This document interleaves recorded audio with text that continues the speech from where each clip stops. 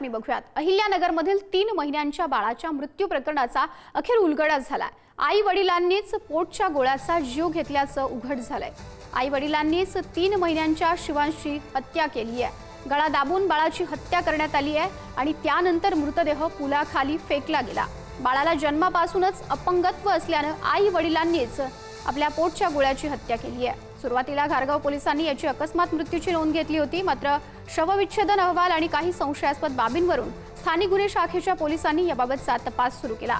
आरोपी आई कविता जाधव, वडील प्रकाश जाधव आणि चालक हरिदास राठोड या तिघांना या प्रकरणामध्ये अटक करण्यात आली आहे।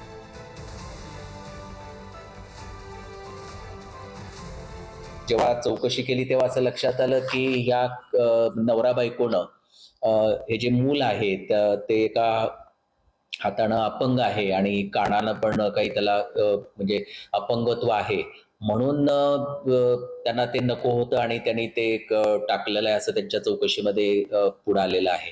या तिघांनाही अटक केलेलं आहे आणि घारगाव पोलीस जे आहे तपास करत आहेत।